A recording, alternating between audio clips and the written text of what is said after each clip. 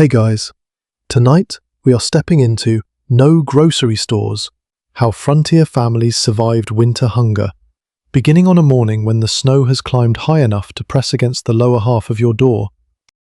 You wake before the room is properly light. The stove has gone dull during the night, and the air inside the house feels sharper than it should. Your breath does not quite smoke, but a thin skin of ice has formed around the edge of the water basin. Somewhere beyond the wall, a cow shifts in the barn. A loose board gives a small complaint in the wind. Then comes the sound that matters most, the scrape of the door against packed snow.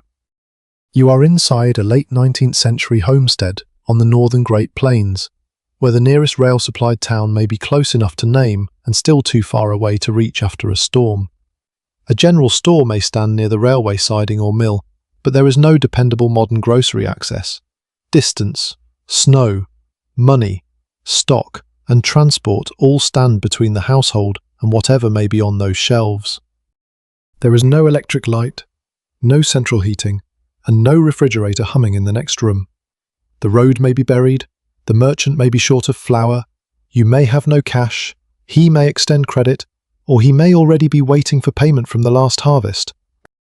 So before anyone thinks about breakfast, you look toward the flour barrel. It stands near the wall where the floor stays dry, with a wooden lid fitted over the top. In autumn it seemed reassuringly heavy. Now it is light enough that one adult can shift it without much trouble. You lift the lid and run a scoop through the flour. The sound is soft, almost pleasant, but the depth is not. Take one slow breath while the stove catches. The room is still cold enough that nobody wastes movement. Then the lid comes off the barrel.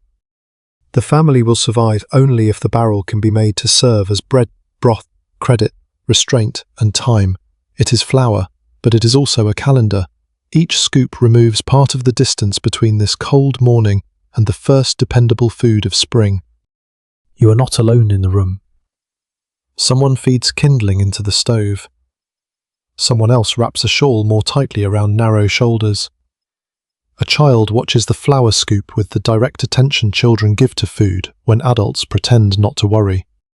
The household has already learned not to speak of hunger too dramatically. Frontier families could not afford to treat every lean week as a crisis. They measured, they substituted, they delayed, they watched the weather, they counted sacks, crocks, strings of onions, jars, potatoes, pieces of salt meat, and handfuls of grain. Survival depended less on one heroic act than on hundreds of small decisions made before anyone felt desperate. The first decision this morning is how much flour to use. A generous breakfast might lift everyone's spirits, but generosity has consequences when the barrel cannot refill itself. A thinner batter will make fewer complaints today and perhaps prevent larger ones later. The cook adds meal or mashed potato if any remains. Water is easier to spare than milk. Fat is precious, but a little makes coarse food satisfying and helps working bodies endure the cold.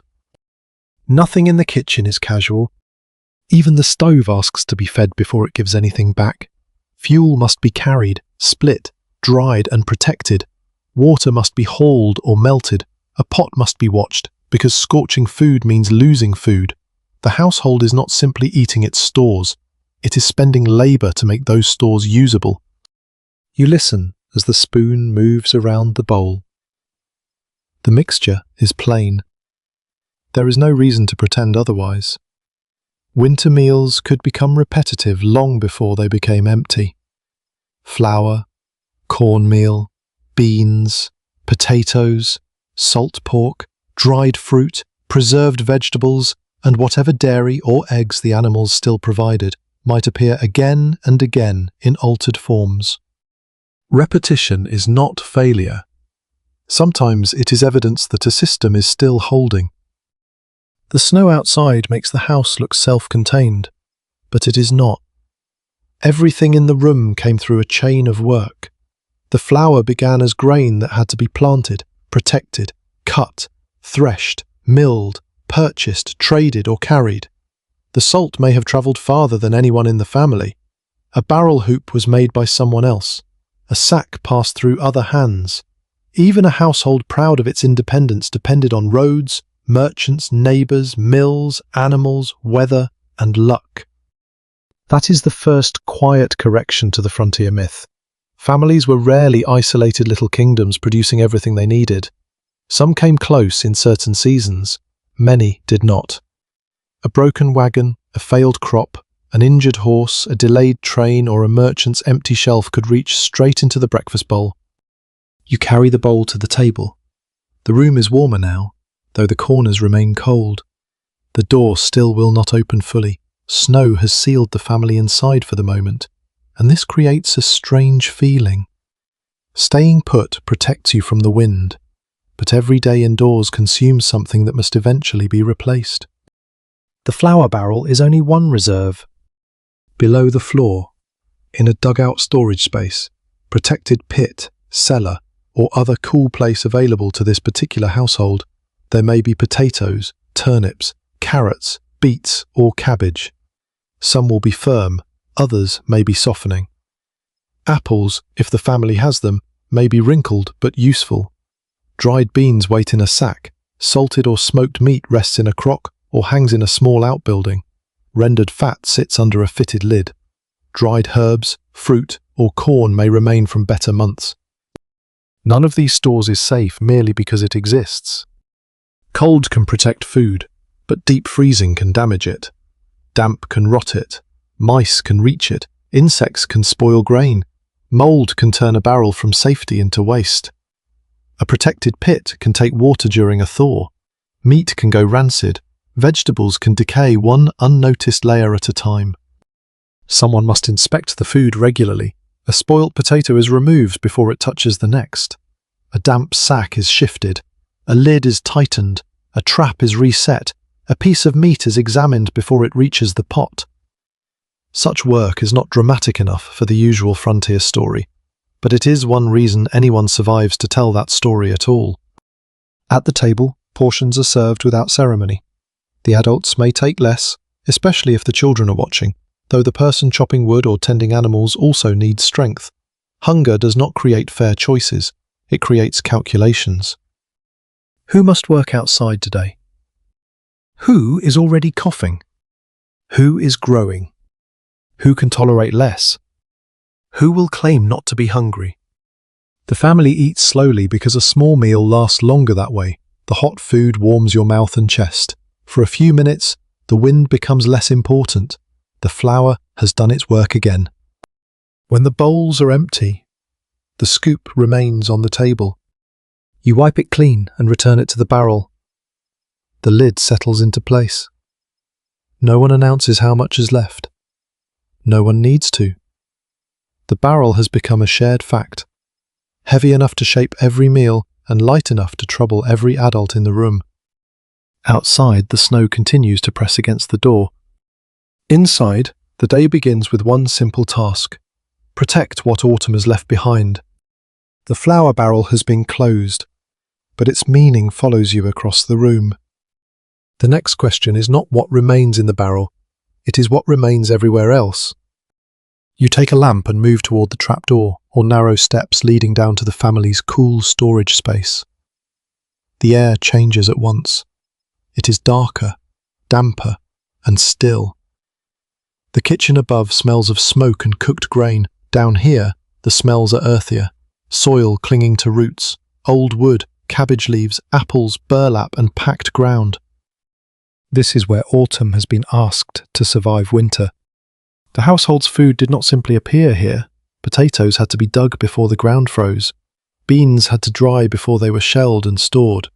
Corn needed to be cut, husked, dried, and protected. Apples had to be sorted because one bruised fruit could spoil its neighbours. Meat had to be slaughtered at the right time, then salted, smoked, dried, or otherwise preserved before warmth or insects ruined it. The room is a record of decisions already made. You lift the lamp and examine the bins. The potatoes look sound from a distance, but distance is dangerous. You reach in and turn a few with your hand. One is firm, another gives slightly under your thumb. A third has begun to soften along one side. That one must go now. It might still be trimmed and cooked, but it cannot remain pressed against the others. Rot spreads quietly. A family that ignores one bad potato today may discover several bad potatoes next week. You remove it, inspect the rest, and rearrange the pile so air can move around them. The roots need cool conditions without hard freezing, some moisture without wetness, darkness without sealed stagnation. Earth can moderate temperature, but no storage place works by itself. Someone must keep noticing. You move to the onions. Their skins whisper against one another when touched. Some hang in braids, others rest in shallow containers. An onion alone will not feed a family, yet it can change the character of a pot. It makes beans taste less tired and gives broth a deeper smell. Farther along sit turnips, beets, carrots, perhaps cabbage, depending on what the family grew and what the soil allowed. Not every household has all of them. A dry summer, grasshoppers, hail, early frost, poor seed, illness, or too few working hands could leave sections of the storage room nearly bare. The empty spaces matter as much as the full ones. You see a shelf where more jars might have stood, a corner where another sack of grain would have been welcome, hooks that could have held additional smoked meat. Winter hunger begins to feel less like an approaching event and more like a shape already built into the room. Near the back stands a different sack, tied with a cord no one uses for ordinary meal grain. That is planting grain. It looks edible because it is edible, but it has been assigned another future. The family has kept it apart so a hurried scoop will not enter the wrong bag. Upstairs, breakfast is being cleared. Below, you begin to count. Counting is rarely exact. A bushel of potatoes does not become a fixed number of meals because some will spoil. Some are larger than others, and appetites change with work and cold. A sack of beans lasts longer if combined with other foods. Flour may be stretched with cornmeal, potatoes, oats, or buckwheat, but each substitute comes from another limited store. The family does not merely count objects, it estimates relationships. How many mouths? How many weeks? How severe is the weather? How much must remain for planting? How much feed do the animals require? The answers never remained still. Autumn had offered one brief period of apparent abundance. After harvest, bins looked full. Meat preservation filled the air with salt and smoke. Vegetables lay in piles, grain stood in sacks. For a short time, the family could imagine security. Yet abundance after harvest is deceptive. Some grain is food, some is seed, some is animal feed, some may be sold to pay taxes, land costs, store accounts, or the price of salt, cloth, tools, lamp oil, and medicine. A large quantity in October becomes a smaller household reserve once every claim is recognized. The same is true of livestock. A pig is not simply future meat, it consumes feed while alive. A cow may provide milk, but she also needs hay and water. Chickens may give fewer eggs in winter while still requiring grain.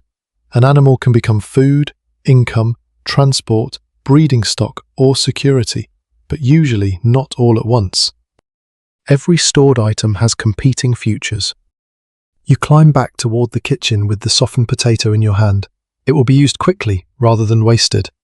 The lamp flame bends as warmer air meets the cold rising from below.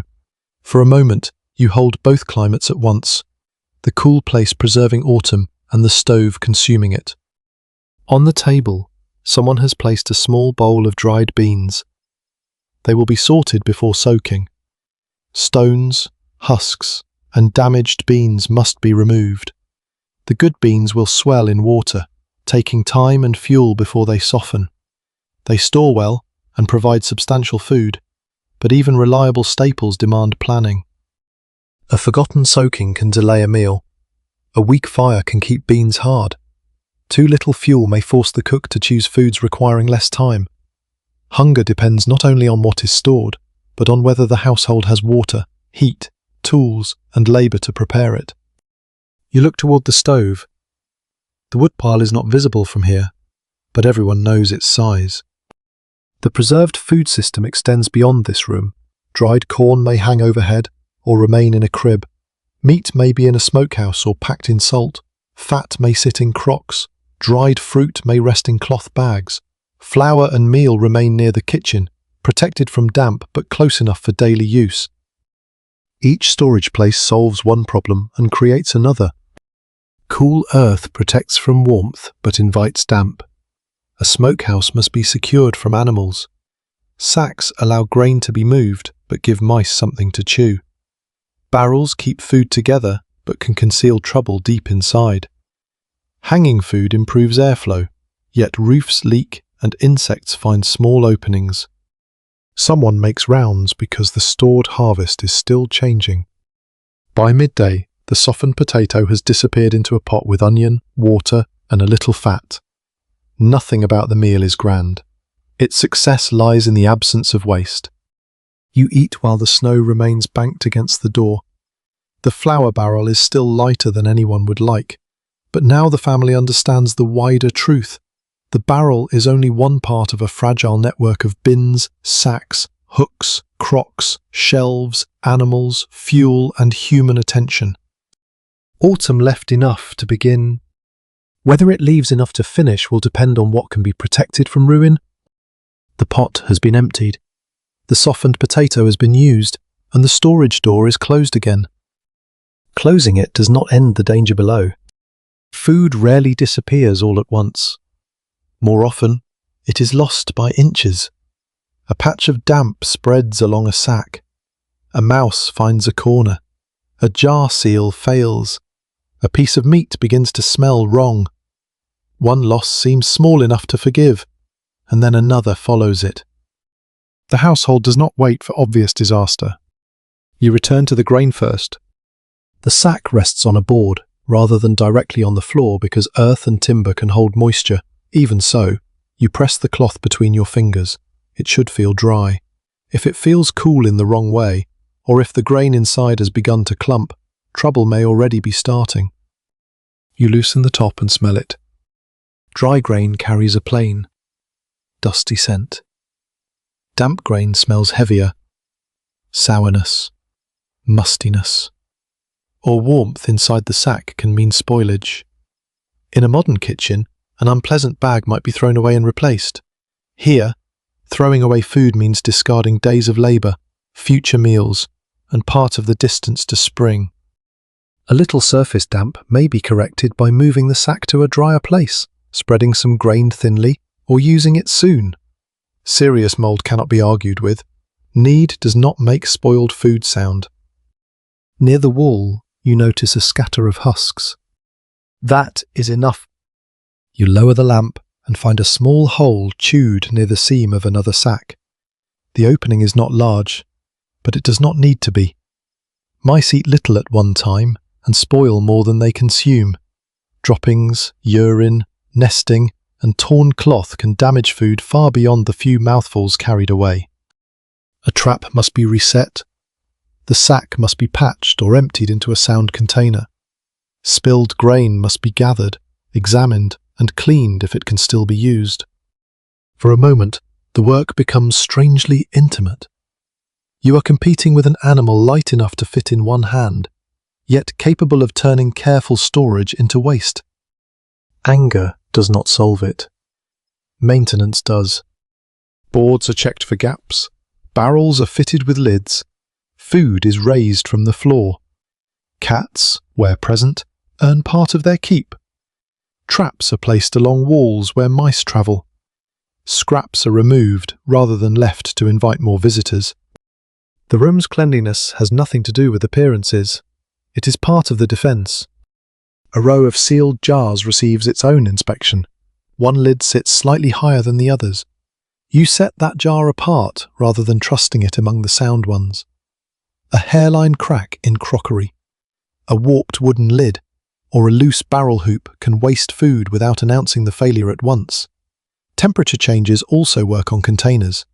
Liquid expands, boards shrink, and a seal that held in autumn may loosen during alternating freeze and thaw. The household checks not only the food but the vessel holding it, because a good harvest can be lost through a bad inch of wood cloth, glass, or metal. You hear movement overhead, and then a child's footsteps near the entrance. Food stores are not a private concern. Children may help sort beans, carry sound vegetables away from damaged ones, or report scratching in the walls. Even a young child can understand that a spilled handful must be gathered.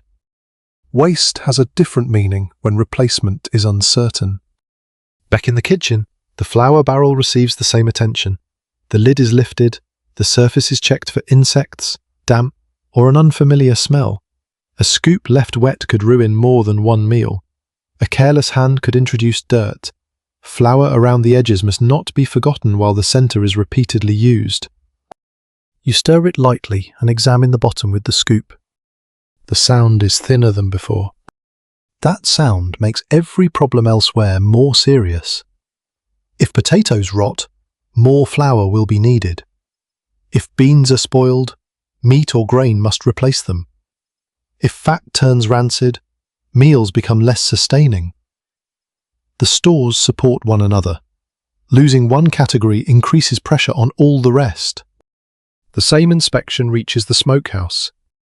When weather allows, you cross the yard with your shoulders against the wind. Snow enters the tops of your boots. The building is small and dark, smelling of wood smoke, salt, fat, and old timber.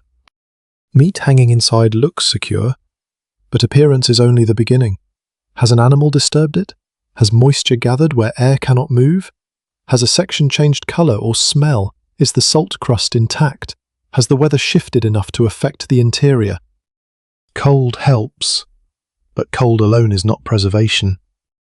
The meat had to be prepared correctly before it entered this space. Salt needed time to reach deeply. Smoke had to move around the surface. Large pieces demanded more attention than small ones. Warm spells, damp corners, poor airflow, and roof leaks all threatened the work already invested. You touch the wooden wall and feel a trace of moisture. It is not yet a disaster. That is why it matters now. A loose shingle can be repaired. Snow can be cleared from a vulnerable edge. Meat can be shifted. A problem handled early costs labour. A problem ignored may cost meals. By the time you return indoors, your fingers ache from cold. The family sees the damaged sack and understands without a long explanation. The grain is poured into a sound barrel. The torn cloth is patched for another use. Beans are sorted near the stove. A child turns each one between finger and thumb, dropping good beans into a bowl and doubtful ones aside. The rhythm is slow enough to feel peaceful, though the reason is practical. Every sound bean saved means less pressure on the flour. Every potato caught before rot spreads protects several others. Every dry board, tight lid, reset trap, and repaired roof converts attention into food. By evening, the patched sack stands empty beside the barrel that now holds its grain. On the table lie 7 kernels gathered from the floor. The youngest child pushes them toward the bowl instead of brushing them away. The flour barrel waits near the wall, no heavier than before, yet slightly safer because the rest of the household's stores have not been allowed to fail around it. Tomorrow, protection will no longer be enough. The family must begin turning these guarded stores into meals that feel larger than the ingredients used to make them. Morning begins with the sound of the scoop entering the flour again. Yesterday, the household protected what remained. Today, protection must become supper. The cook stands beside the stove with ingredients that would look unimpressive on a generous table. Flour, meal, a few potatoes, an onion, dried beans, salt, perhaps a little pork fat or drippings saved from an earlier meal. There may be eggs, though hens often slow their laying when days shorten and cold deepens. Nothing here is abundant enough to carry the meal alone. The first skill is combination. A handful of flour becomes more useful when mixed with cornmeal. Mashed potato can enter bread dough or a simple cake, adding bulk and moisture. Bean liquid can thicken soup instead of being discarded. Fat left in a pan can begin a gravy. Bones can return to the pot after the meat has been cut away. The meal grows, because fewer useful parts are wasted. You watch water being poured into a pot. Water is the cheapest way to make food larger, but water alone does not make it satisfying. The cook gives it body. Beans help, potatoes help, meal or flour can thicken it. A small piece of salt meat may flavour the whole pot if cut carefully enough. The meat does not need to dominate, it needs to travel. A few pieces pass through the broth, leaving salt and fat behind. Onion softens into the liquid. Potatoes release starch as they cook. What began as separate scraps becomes a soup that can be divided among several bowls. The cook tastes it and adds no more salt. Salt is useful, but it is also stored labour and purchased value. Too much can make thirst worse when water must be carried, thawed, or melted. A household that measures flour learns to measure seasoning. Beside the pot, a second bowl holds dough. It is not the light white bread associated with a well-stocked bakery. Flour quality varies. The household may use wheat, corn, rye, buckwheat, oats, or combinations shaped by region, crop, price, and availability. Coarse meal produces a different texture. Older flour needs careful checking. Leavening may come from yeast, sour starter, or a chemical leavener available to the family. The dough is worked only as much as required. Fuel matters. Time matters. A large oven may demand more wood than a quick bread, biscuit, dumpling, or griddle cake. The cook chooses not merely by taste, but by the condition of the fire. Food and fuel must agree with each other. Long cooking beans are excellent stores, but they require soaking and steady heat. Tough meat becomes tender only after time in the pot. Baking can use a hot oven efficiently if several things are prepared together. When fuel is scarce, cooking time is not free. You notice how often one task is placed inside another. Beans soak while animals are fed. Dough rises while water is carried. A pot simmers at the edge of the stove while clothing is mended. Bread bakes as the room warms. Leftovers from one meal are already being considered for the next. The household arranges labour, heat, water, and food, so one expenditure performs several duties. When the soup begins to thicken, the cook drops small pieces of dough into it. Dumplings absorb flavour and make each bowl feel more substantial. They are mostly flour and water, perhaps with fat or milk if available, but inside the pot they become part of the meal rather than a separate demand on the stores.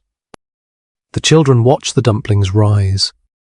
There is pleasure in this, even when ingredients are plain. A winter kitchen does not have to be joyless merely because it is careful. The smell of browning bread, steam from a pot, and the first hot spoonful after outdoor work can offer real comfort. Comfort must be produced within limits. A generous layer of butter would improve the bread, but butter may be scarce. Preserves would brighten the meal, but jars must last.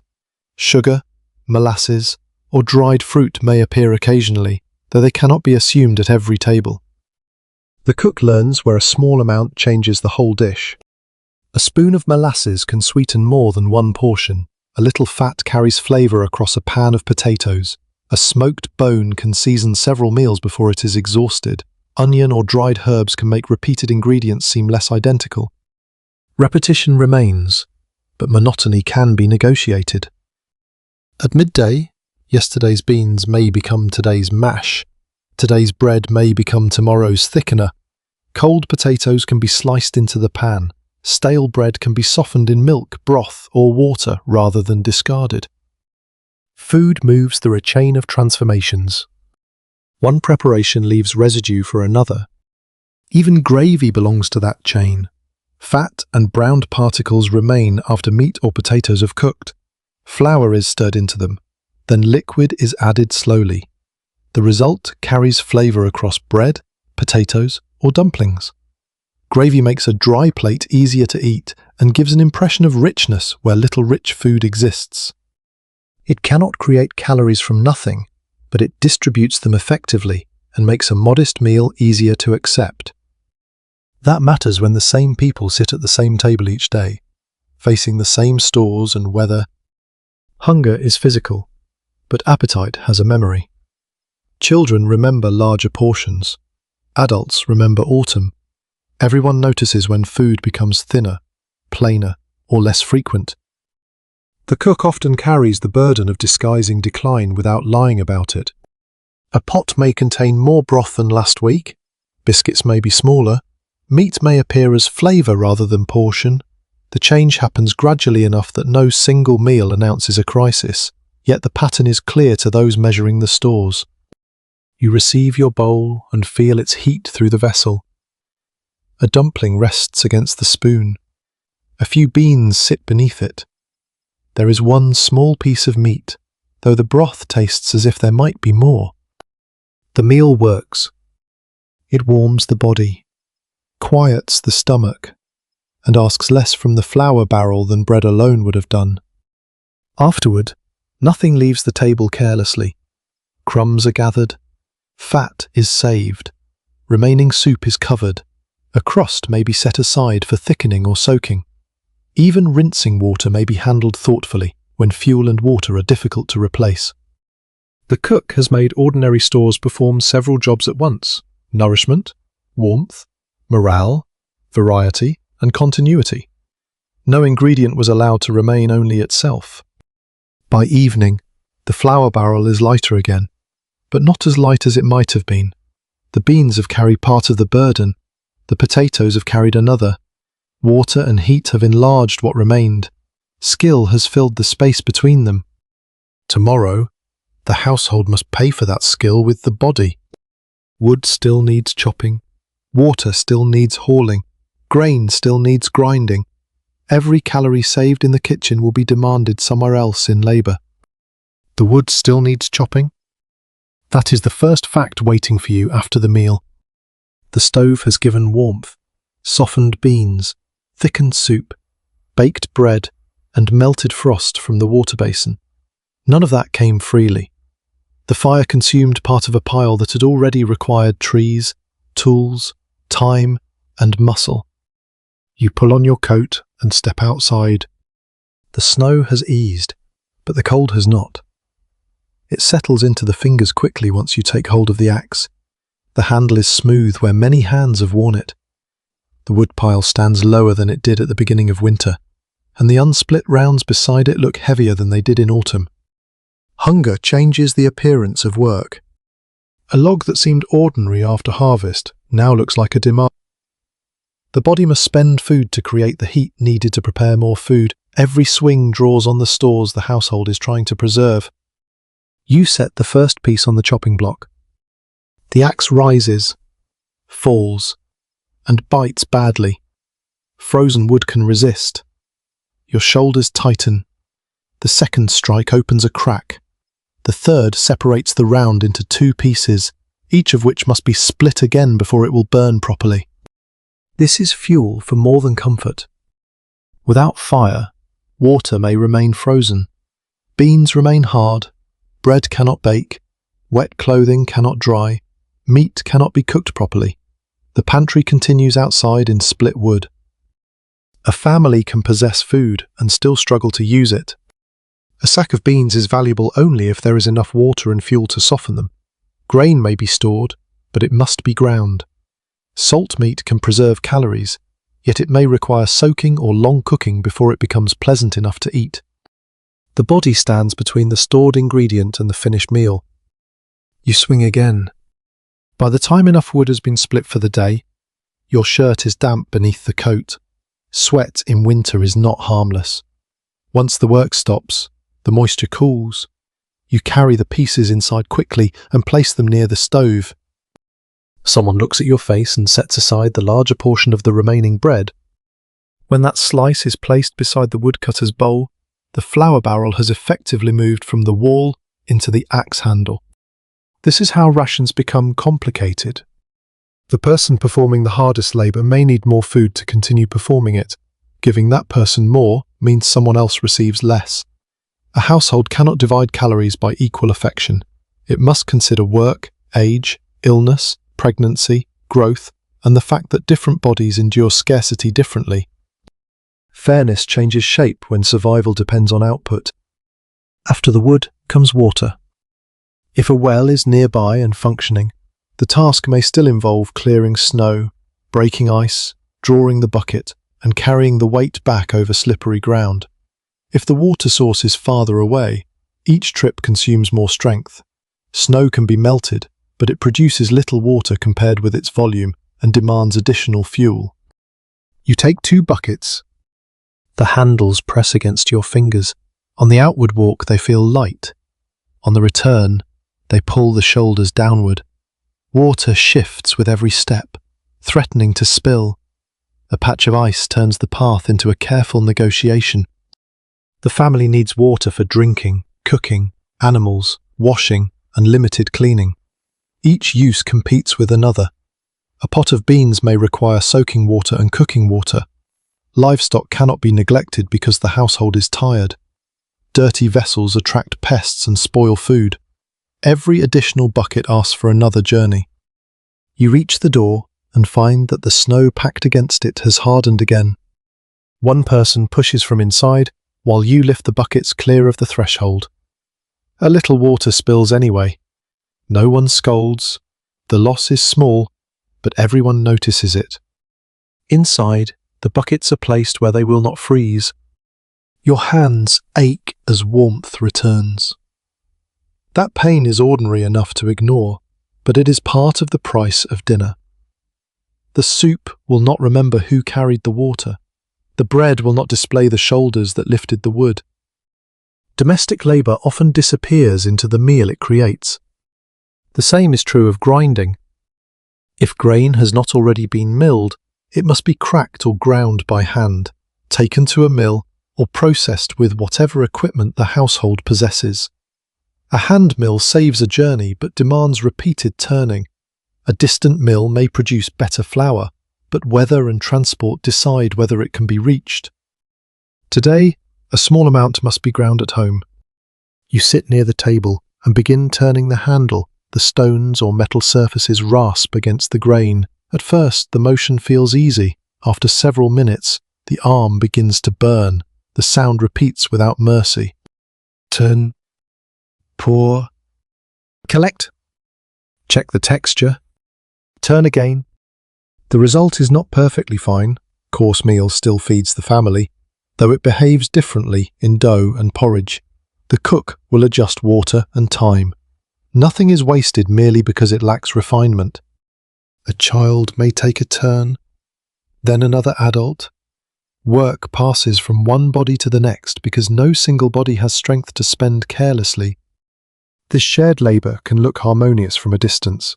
Up close, it includes sore backs, cracked hands, swollen joints, exhaustion, and occasional resentment. Someone may be ill, someone may be injured, someone may have worked outside since before light and still be expected to carry water after dark. The frontier household survives through cooperation, but cooperation is not always gentle. Tasks are shaped by age, gender, skill, custom, and necessity. Women commonly carried enormous responsibility for cooking, preservation, dairying, washing, mending, childcare, gardening, and smaller animals, though actual divisions varied. Men often handled heavy field work, hauling, repairs, hunting, and livestock. Winter emergencies blurred every preferred boundary. Cold does not respect a household's arrangement. If the usual woodcutter is injured, someone else lifts the axe. If the cook is sick, another person learns the stove. If a child can carry a small bucket, the bucket becomes part of childhood. By late afternoon, the day's work has consumed more than expected. The wood box is filled, water is available, a bowl of coarse meal sits ready, the animals have been fed, the stove breathes steadily. The household appears secure again. Your arms feel heavy, and a hollow sensation has returned to the stomach before supper is ready. Hunger weakens labour, while labour deepens hunger. A tired body moves more slowly. Slower work exposes it to cold for longer. Mistakes become more likely. An axe glances. Water spills. A sack is dropped. One injury can remove a worker from the system and place additional strain on everyone else. Food must keep people capable, not merely alive. The evening meal is divided with this in mind. The person who chopped wood receives a little more. The child who is coughing receives the warmer place near the stove. Someone claims to be satisfied before the bowl is empty and slides the last spoonful toward another. No speech accompanies the gesture. The flour barrel stands against the wall. The wood box stands nearer the stove. One is food stored as grain. The other is food's future heat. Between them are the bodies that must keep converting one into the other. Tonight, those bodies have done enough. Tomorrow, however, the barn will ask its own question. The animals are eating from stores the family may soon need for itself. The barn asks its question before sunrise. You hear it through the wall. A cow shifting her weight. A horse striking one hoof against the boards. Chickens stirring on their roost. The animals are alive because the household has continued feeding them. That fact is reassuring until you remember what they are eating. Grain, hay, roots, water. All of it comes from stores that cannot increase until the land begins producing again. You pull on your coat and cross the yard. Snow creaks under your boots, and the barn door resists where ice has formed along the lower edge. Inside, the air is warmer than outdoors, but heavy with breath, manure, old hay, and damp wood. The cow turns her head toward you. She does not know that the family discussed flour last night. She knows only that the manger should contain feed. You fork hay forward. Some falls beneath her feet and is lost to trampling. Hay shatters when too dry. Mould can ruin a section of the stack. Rodents tunnel into stored grain. A loose gate allows an animal to reach more than its share. Animal feed receives the same attention as human food because the two reserves are joined. A cow may provide milk, butter, cheese, manure, a calf, and eventually meat. A horse or ox may pull a plough, haul wood, carry a rider, or drag a wagon through spring mud. Chickens may supply eggs and young birds. Pigs can turn scraps and lower-value feed into fat and meat. Each benefit arrives after the animal has eaten. In winter, that delay becomes dangerous.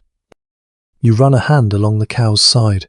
Her coat is thick, but the bones beneath it are easier to feel than they were in autumn. If she is giving milk, the amount may have fallen. Cold, poor feed, illness, pregnancy, and the natural rhythm of lactation all affect what reaches the pail. The family cannot demand summer production from a winter animal. A smaller measure of milk may still matter greatly. It can soften bread, enrich porridge, feed a child, or become a little butter. Yet the cow needs enough nourishment to remain healthy. Reducing her feed too sharply may reduce the milk further or weaken her before spring. You reach for the grain scoop and pause. Will one more measure create enough milk to justify its cost? Would that grain feed the family more directly if ground into meal? The answer changes from week to week. You move to the chickens. Their feed is scattered carefully. The birds peck at each kernel. Egg production has slowed with the shorter days. A hen may eat for several days without giving anything the household can place on the table. That can make her look like a poor bargain. Slaughtering every unproductive hen would solve only the present problem.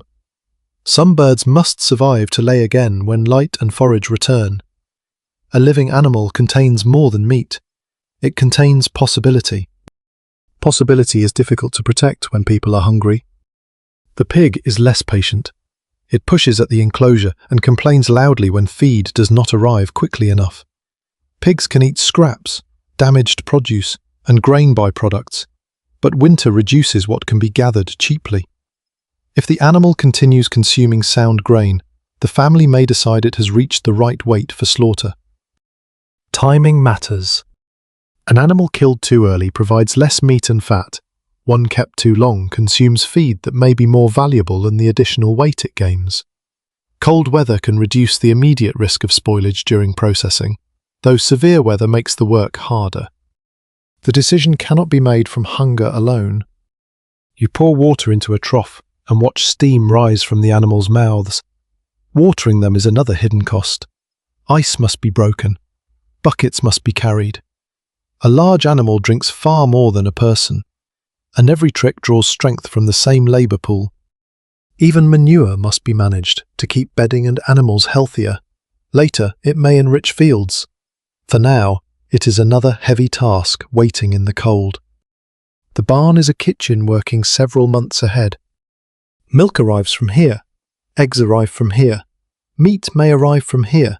Power for ploughing and hauling may also arrive from here, making next year's food possible. The animals transform feed into different forms of survival, but the transformation takes time, care, and risk. A weak animal can die before returning its value. A cow can stop giving milk. A horse can become lame. A hen can be taken by a fox. One accident can turn months of feed into nothing. Each animal has a place in the working household. Affection may grow, but affection cannot erase arithmetic. Back inside, the small amount of milk stands in a pitcher. It looks richer now that you have seen the feed required to produce it. The cook pours only a little into the youngest child's bowl. The rest is saved for dough or another meal. No one says that the cow received grain so the child could receive milk. That is exactly what happened. Later, you examine the feed stores. The haystack has settled. What appeared large in autumn is lower now, and some cannot be counted as usable. A damp layer near the ground may be poor. The grain bin holds less than expected because winter feeding always feels slower in memory than in practice. You begin estimating again. How many animals? How many days? How much hay per day? How much grain can be withheld without causing decline? How much must remain for spring work? The horse or ox creates the hardest argument. It may not produce food directly today, but the farm may depend on it when the ground opens. Without draft power, ploughing and hauling becomes slower or impossible. Selling or slaughtering such an animal might ease hunger now while destroying the household's ability to plant enough land later. The work animal receives feed. A breeding animal, milk cow, laying hen, and workhorse all carry value beyond the flesh on their bodies. That value exists in the future, which makes it difficult to honour when the flour barrel grows lighter. By afternoon, the animals have been fed more narrowly than before. Loose hay is gathered rather than trampled. Grain is measured with a smaller scoop. Kitchen scraps are saved. Sound roots remain for people. Damaged but usable pieces may go to the animals after sorting. Nothing moves between barn and house without purpose. If the animals collapse, the household loses milk, eggs, transport, traction, manure, breeding stock, and stored meat. If people feed them too generously, human strength may fail before spring. Each day becomes a negotiation between two kinds of hunger. At dusk, you return to the barn. The cow is chewing calmly. The horse lowers its head. The chickens have settled close together on the roost. For the moment, the system remains intact. Then you pass the pig enclosure. The animal has grown heavy enough that keeping it alive may now cost more than delaying its death will save. You pause beside the gate, already thinking about salt, smoke, knives, weather, labour, and the hooks in the small outbuilding. Soon, the household may have to turn one living reserve into meat and make that sacrifice last for months. The decision is made before anyone says the word aloud. The pig will be slaughtered. By morning, the yard is being cleared as well as the snow allows. Knives are sharpened, water is heating, salt is brought out and measured, hooks, ropes, tubs and wooden surfaces are checked because once the work begins, hesitation wastes daylight and meat. Cold weather helps, it does not perform the work. The carcass must cool without freezing solid too soon. Fat, muscle, bone, skin, and organs require different treatment. One mistake can shorten the usefulness of food meant to last for months. Slaughter is not simply an answer to hunger. It transfers the risk While alive, the pig consumed grain. Once dead, it becomes a large quantity of perishable food. The household has solved the feeding problem and created a preservation problem in the same moment. Steam rises in the cold air. The work is serious. No one treats the animal's death as entertainment. Its value is too great. The meat must now justify every scoop of feed already spent on it.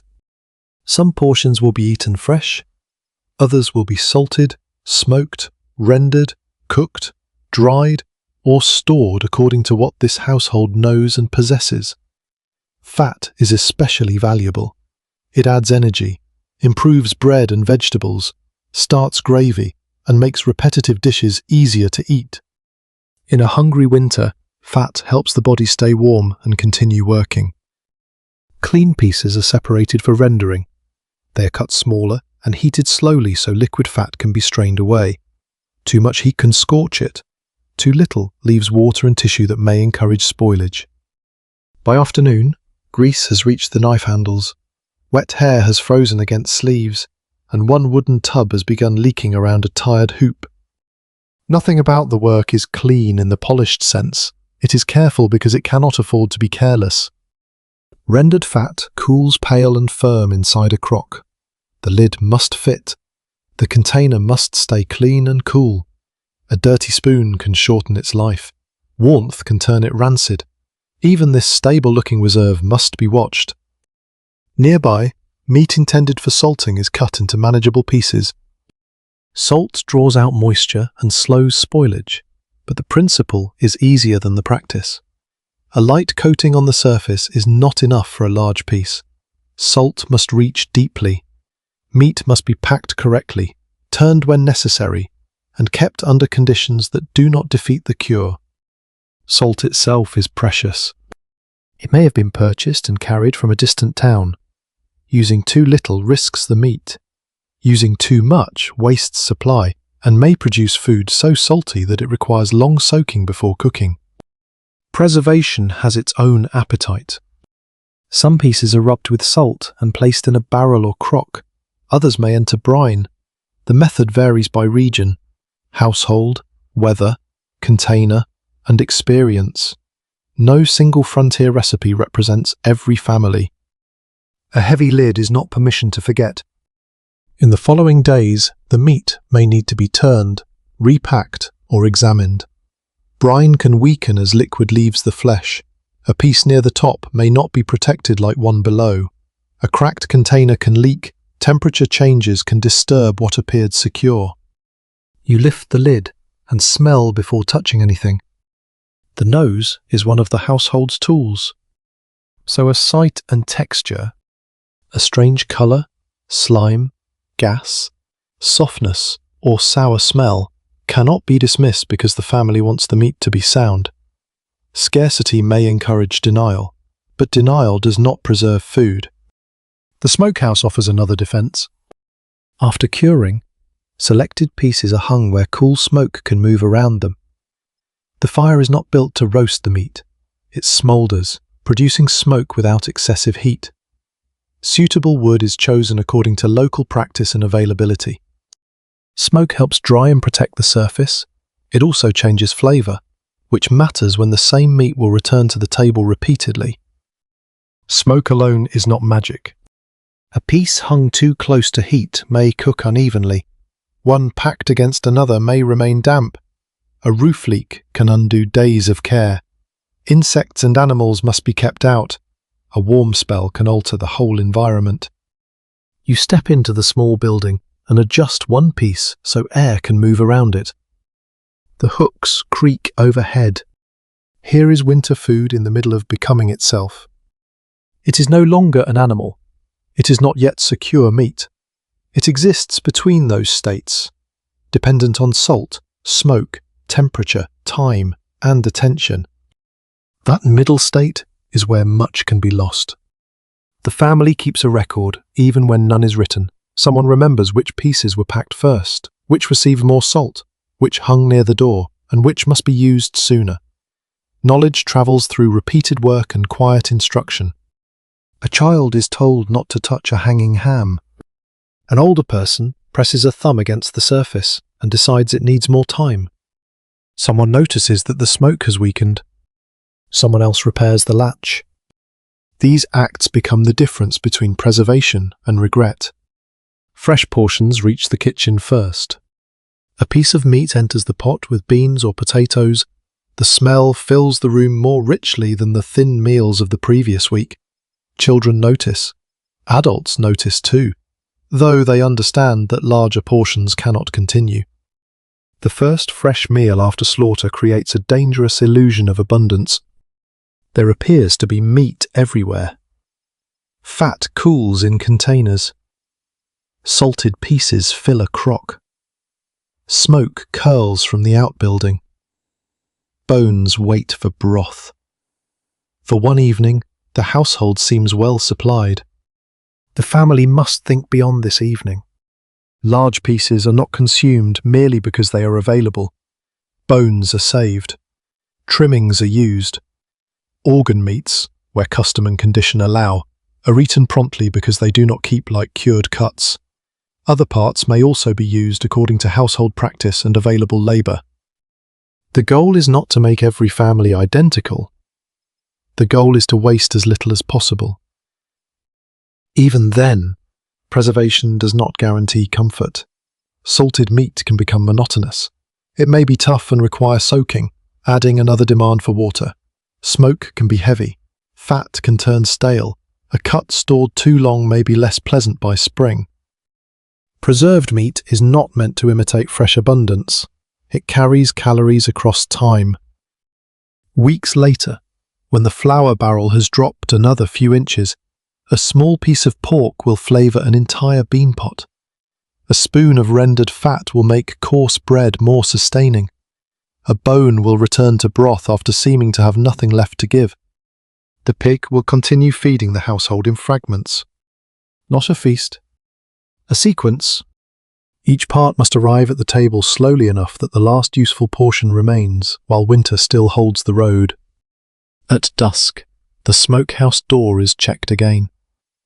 The fire has settled into a steady smoulder. Snow along the roofline reflects the last grey light. Inside, the family eats more richly than it has for days. Outside, the hooks carry the cost of that meal into the future. Yet even a smokehouse full of meat cannot repair everything. The flour barrel continues to fall, and the quantity of preserved pork is smaller than it first appeared once bone, water, waste and time are counted. Tomorrow, the family will recognise that the winter crisis did not begin with this snow, this hunger, or this slaughter. It began much earlier. The smokehouse keeps working after everyone has gone to bed. Salt continues drawing moisture from meat. Cold continues pressing against the walls. The flour barrel waits in the kitchen, lower than it was a week ago. Now the household must admit something uncomfortable. Winter did not create this hunger. Winter revealed it. The crisis began months earlier, when the ground was soft and scarcity seemed distant.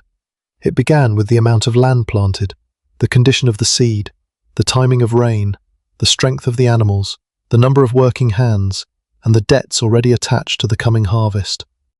Snow has only made the earlier decisions impossible to ignore. A winter like this was not merely imagined. In De Smet, Dakota Territory, during 1880 and 1881, repeated storms stopped trains from reaching the town for months. Merchants ran out of flour. Some households ground wheat in small coffee mills because ordinary supplies could no longer cross the blocked railway cuts. The crisis reached the kitchen, but its machinery stretched far beyond the kitchen wall. You remember spring. The field had looked open and full of promise, but promise required seed. Some grain had to be held back from the previous year rather than eaten. If too much had been consumed during the last lean season, less could be planted. If seed had to be purchased, the family began the year owing money before the first green shoot appeared. Then came labour. Ground had to be broken, often with animal power that depended on winter feed. A weak horse or ox could not pull as long. A broken plough delayed planting. Rain could make soil too wet, while dry weather could harden it. A few lost days mattered, because crops do not wait politely for a household to recover. The flour barrel in winter is connected to the furrow in spring. Reducing feed to a work animal may save grain now but lose planting time later. Eating planting seed during a desperate February may create an emptier field in April. Present hunger and future hunger trade places. Summer added its risks. Crops could fail slowly under drought or disappear quickly beneath hail. Insects could consume leaves and grain. Weeds competed for moisture. Livestock could break into a field. Illness might remove a worker at the exact time labor was most needed. No single event had to destroy everything. Several moderate losses could do enough. A smaller planting, followed by a dry month, followed by a sick child, followed by an early frost, might leave the family with food in storage and still not enough for a long winter. Snow is the final pressure placed on a system already carrying damage. You think back to harvest. There was grain, but not all of it belonged to the table. Some had to be saved for seed, some might be owed to a merchant, some might be sold for taxes, tools, cloth, salt, lamp oil or medicine. Some was needed for animals. The pile looked large only until every claim was placed beside it. A good harvest could shrink before anyone ate from it. A poor harvest could become inadequate almost immediately. Then came preservation. Vegetables had to be lifted before hard frost. Meat had to be processed when weather and labor allowed. Grain had to dry. Fruit had to be sorted. Containers had to be sound. Salt had to be available. A cool storage place had to be ready. If one task was delayed, winter carried the consequence forward. Potatoes dug too late might freeze. Grain stored damp might heat and mold. Meat handled badly might spoil. Apples bruised in haste might rot through a barrel. The household is living inside the results of every earlier season. That realization changes your task. Until now, the family has treated each meal as a problem of stretching what remains. From this point, survival also means identifying which earlier failure caused each shortage and preventing that failure from consuming the future as well. The flour barrel is low, but not all remaining grain can be thought of as food. Some must remain untouched for planting. The animals are hungry, but not all feed can be diverted to people. The smokehouse contains meat, but eating it quickly may leave no reserve for the weeks when labor increases again. The household must stop asking only, "How do we eat today?" It must also ask, "What must still exist when the snow leaves?" This is harder because the answer may require refusing immediate relief. A child asks for another piece of bread. There is enough flour to make it. The refusal, if it comes, is not caused by emptiness. It is caused by time. The family must protect spring from winter. That protection extends beyond seed. Tools must remain usable. Harness must be repaired. Animals must survive strong enough to work. People must enter planting season capable of labor rather than exhausted by months of underfeeding. A household can reach the thaw and still fail. Survival is not merely being alive when snow melts. It is retaining enough strength, seed, equipment, credit, and cooperation to begin again. Debt also enters the winter room, even when no merchant is present. Perhaps the family purchased flour, a plough part, or seed on credit. Payment may be expected after harvest. If the crop was poor, the debt remains. Interest or new purchases can attach the next season to the last one. The food in the barrel may already carry someone else's claim.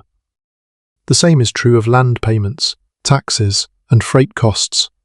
A household may have a storage room containing vegetables and still lack cash.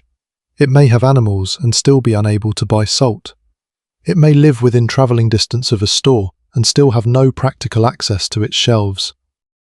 No dependable grocery access is not simply a matter of geography. The store may exist. The road may not. The goods may exist. The money may not. The merchant may offer credit, but credit transforms hunger into obligation. You stand beside the barrel and see more than flour now. You see rain that did not fall, seed that had to be withheld, grain sold to settle an account, feed carried to an animal, and labour interrupted by cold or illness. The barrel is becoming empty because several seasons, markets, bodies, and accidents have all drawn from it. A family that needs help is not necessarily careless, and a family that abandons a claim is not necessarily weak. Some winters expose conditions no amount of thrift can overcome. The realization also sharpens responsibility. The household must protect the assets winter has not yet consumed. Seed, breeding animals, tools, health, neighbourly trust, credit, if any remains. These are the structure of the next food supply. At supper, the portions look much as they did yesterday. Beans, bread, and a little pork reach the table. Yet the meal feels different because its purpose has changed. You are no longer merely making stored food last until warmer weather. You are carrying a working farm, and the people attached to it, through a narrow passage between two harvests. The snow against the door is only the visible wall. Behind it stands spring planting, summer weather, autumn labour, merchant accounts, damaged crops, preserved food, and every decision that brought the household here. The flour barrel rests near the wall, lighter than before, but more clearly understood. Tomorrow, if the level falls too quickly, understanding will not be enough. Someone may have to leave the shelter of the house and attempt the buried road toward flour, credit, and a store that may not be able to help. The decision is made before dawn. Someone will go for flour. The words are simple, but the journey is not. Winter travel spends nearly everything the family is trying to preserve: strength, animal feed, daylight, and safety. The barrel has fallen too far. You stand beside the table while the route is discussed. A general store may stand near the nearest settlement, mill, or railway siding. In fair weather, the distance is inconvenient. Under snow, it becomes uncertain. A road is not always visible merely because it exists. Wind fills wagon ruts. Fences disappear beneath drifts. Familiar rises and hollows flatten into one pale surface. A traveller can miss a turn before noticing that no landmark remains ahead. The family prepares as if the store might not solve the problem. You are not riding toward food. You are riding toward the possibility of food. The merchant may have flour. He may have sold the last sack yesterday. A delayed train may have left his shelves nearly bare. The price may be higher than expected. He may extend credit. He may refuse. Every mile leads toward an answer that remains unknown. The horse is fed before you leave. This feels almost insulting when people are counting portions. Yet the animal must do the work. A weak horse will move slowly and struggle through deep snow. Grain placed in its manger is part of the journey's cost. The harness is checked for cracked leather and stiff buckles. A broken trace several miles from shelter could turn delay into danger. A rope, blanket, small shovel, and food for the traveller are packed. No one pretends cold can be managed through confidence. You wrap a scarf across your face. The door opens only after snow is cleared from its lower edge. Wind enters the room, carrying fine crystals across the floor. Then you step outside. The horse lowers its head into the wind. The sled moves reluctantly, its runners catching where snow has packed unevenly. Behind you, smoke from the chimney bends low and disappears. You follow what should be the road. In some places, fence posts remain visible. Elsewhere, only their tops show. A row of trees, a creek line, or the shape of distant ground provides direction. When snow thickens, each marker arrives later than expected. Winter travel reduces the world. You see the horse's back, the lines in your hands, the next dark post, and the white distance between them. The cold works gradually. Fingers become clumsy. Breath dampens the scarf, which stiffens as moisture freezes. You shift position. Stamp your feet when possible. and keep the animal moving. Stopping feels restful, but stillness allows cold to gather. The journey consumes time faster than distance suggests. Drifts force detours. The horse must pause after heavy pulling. Ice near a creek cannot be trusted merely because snow covers it. A familiar shortcut may now be the most dangerous route. A store 15 miles away may as well be much farther. Access is measured in passable ground, animal strength, weather, daylight, and whether the traveller can return carrying weight. By midday, the settlement appears as a dark cluster through the pale air. You pass a few houses and perhaps a stable, mill, depot, or church. Near the railway siding, snow mixed with blown soil has packed into the cut almost like frozen earth. A track can exist beneath you and remain useless. The general store stands with snow banked near its front. Inside, the air smells of wood, cloth, leather, kerosene, spices, and goods packed closely together. The room is warmer than the road. For a moment, that warmth creates false abundance. Shelves rise along the walls, barrels stand near the counter, boxes fill corners. A store can look full while lacking the one thing you came to buy. You ask for flour. The merchant glances toward the back. That movement tells you the supply is limited. A rail shipment may be late. Other families have already come from surrounding claims. Some bought extra when the weather turned. Others are asking for credit. The merchant is dividing uncertainty. There is flour, but less than you hoped. The price has risen. You calculate silently. A full sack would protect the family longer but require more money or debt. It would also place greater strain on the horse. A smaller amount is easier to carry and pay for, yet it may force another trip before the roads improve. The counter becomes another winter table. Every choice leaves someone unsatisfied. You ask whether the purchase can be placed on account. The merchant knows your name, your land, or at least the condition of local crops.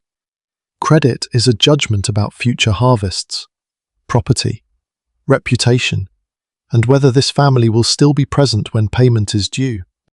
He opens a ledger. The book is as important as any barrel in the room.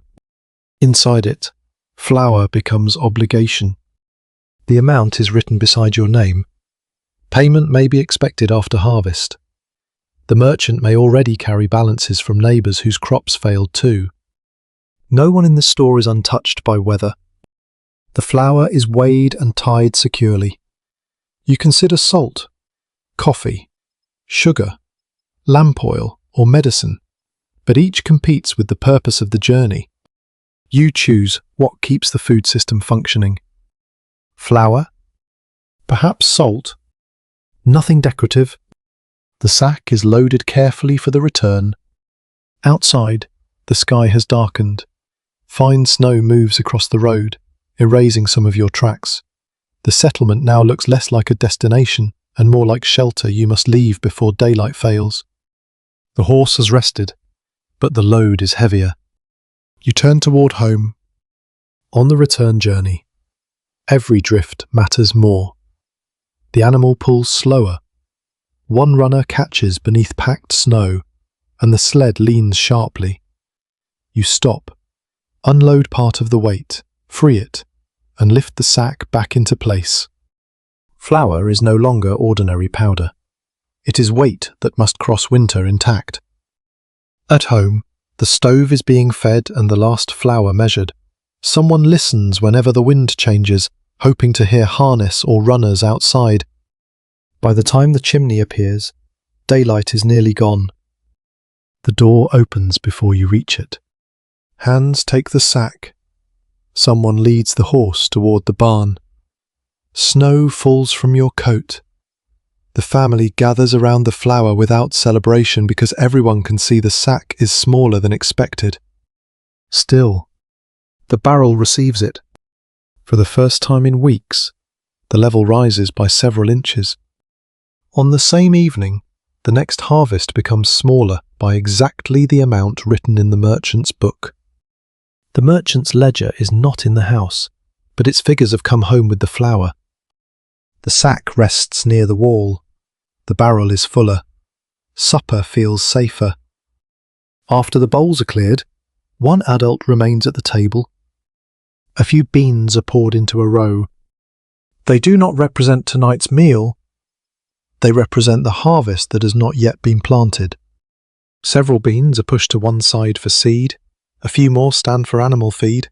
Another small group represents taxes, repairs, salt, cloth, lamp oil, and the worn plough part that cannot survive another season.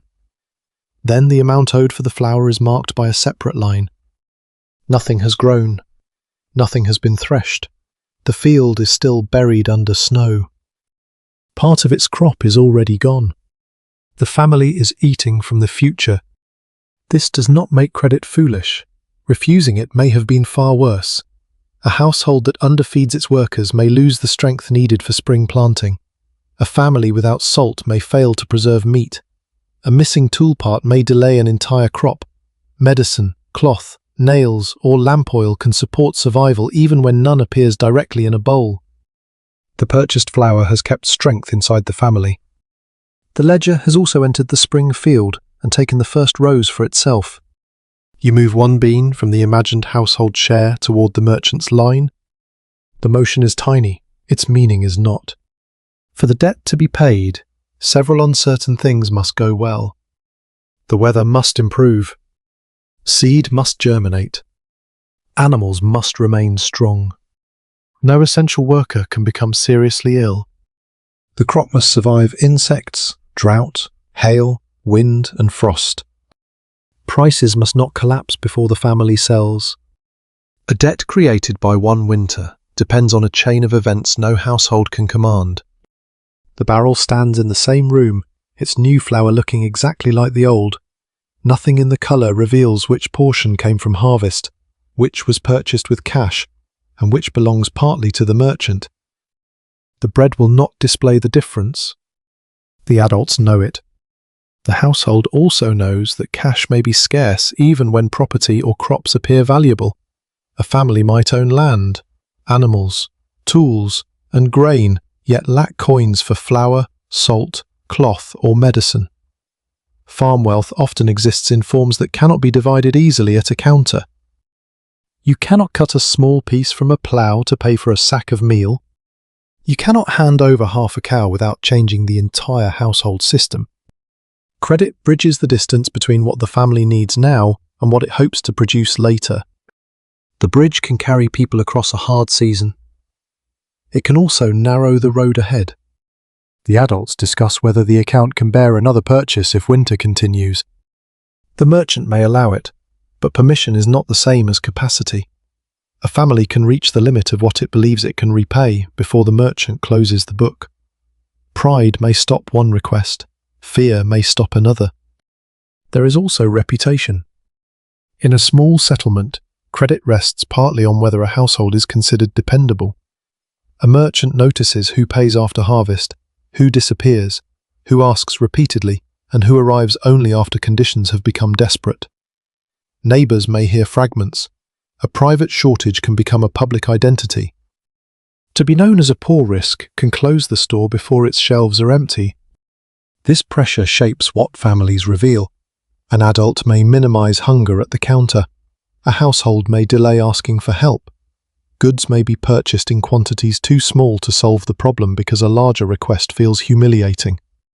Credit is financial. Shame can ration it. One of the beans is rolled between finger and thumb, then returned to the household's imagined share. Could eggs, butter, hides, labour, wood, produce, or a small animal answer part of the account? Perhaps, if the merchant wants what is offered and if the goods reach him in usable condition. Nothing offered is truly spare. A basket of eggs represents feed and care. Butter requires milk that could have fed the household. A hide means an animal is no longer living. Labour spent away from the farm is labour unavailable at home. The family is always choosing which form of survival to surrender. The row of beans is rearranged. If grain must be sold immediately after harvest, the account may be settled while prices are poor. Waiting might bring a better return, but the family may lack storage, transport, or time. Grain must also be hauled to a buyer, mill, station, or town. Animals consume feed during the journey. Wagons wear, roads collect their share. A successful field does not become pure reward at the household table. Still, the flour feeds people. A child eats bread because the merchant opened the ledger. A worker regains enough strength to chop wood. A sick person receives a softer meal. The household does not refuse this relief merely because it carries cost. There is dignity in accepting what keeps people alive and wisdom in remembering what must later answer for it. The merchant carries risk as well. They're not the same risk. His flour arrived through freight, weather, wholesalers, and railway schedules. If several local crops fail, many names in the ledger may remain unpaid together. He can tighten credit, raise caution, demand security, or stop extending goods. And every decision reaches kitchens beyond his counter. This does not make the bargain equal. It explains why the book is both a rescue tool and a gate. The family depends on one man's willingness to believe in a harvest that neither side has seen. The beans remain on the table long after the calculation is complete. The smallest group belongs to the family after seed, feed, repairs, necessary purchases, and debt have each taken a share. Everyone sees how little room remains for another failure. The flour barrel has risen, but the spring margin has narrowed. Someone sweeps the beans back into their bowl. They will be cooked tomorrow. The imagined harvest disappears from the table, leaving only a faint line in the dust where each claim had stood. Far away, the merchant's ledger holds a cleaner record. Two measures now follow the same flour. One records how much food remains. The other records how much of the future has already been promised. Tomorrow, the family will discover that not every rescue arrives across a counter. Some comes quietly from a neighbour's cellar, smokehouse, or table, carrying a debt that no merchant writes down. The help does not arrive with a bell over the door. It arrives as a knock after dark. For a moment, everyone in the room becomes still. Winter visitors are rarely casual. A person crossing fields after sunset has spent warmth, time, and animal strength to reach the house. You open the door against the wind. A neighbour stands outside with snow on his shoulders and a sack under one arm. It is not a large sack. That matters. He has not brought abundance. He has brought part of his own reserve. Inside are beans, perhaps meal, or a little flour. There may also be a strip of smoked meat wrapped in cloth. He does not call it charity. He says they had some to spare. Everyone understands the sentence is kinder than the arithmetic. Frontier households often depended on one another because isolation made complete self-sufficiency impossible. A family could own land and animals, yet suddenly lack flour. Another might have grain but no healthy worker to haul wood. One household might lose a cow while another still had milk. A storm, illness, broken tool, failed well, or damaged roof could turn a neighbour from acquaintance into necessity within a day. The sack is placed on the table. No one empties it immediately. To do so would make the amount too visible. The neighbour accepts a seat near the stove. Someone offers him a cup, though the household is careful with whatever fills it. Hospitality matters precisely because scarcity makes every offering meaningful. He gives news of the road. Another family has lost part of its haystack to damp. A widow farther east needs someone to clear snow from her door. The store is low on flour again. Information travels with food because both are forms of protection. Knowing which road is blocked, whose well still works, who owns a sound sled, or where an animal has been lost can shape survival as surely as another loaf. The neighbour also brings a question. Can someone help repair his barn roof when the weather clears? There it is. Not a price, not a demand, but the shape of exchange has entered the room. Reciprocity allows communities to survive without reducing every act to cash.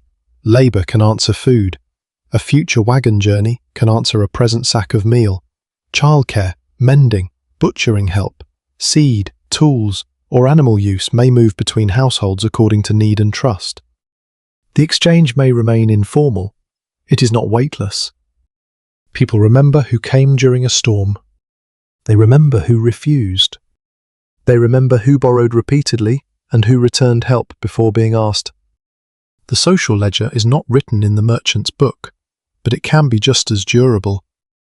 Accepting the sack protects the flour barrel.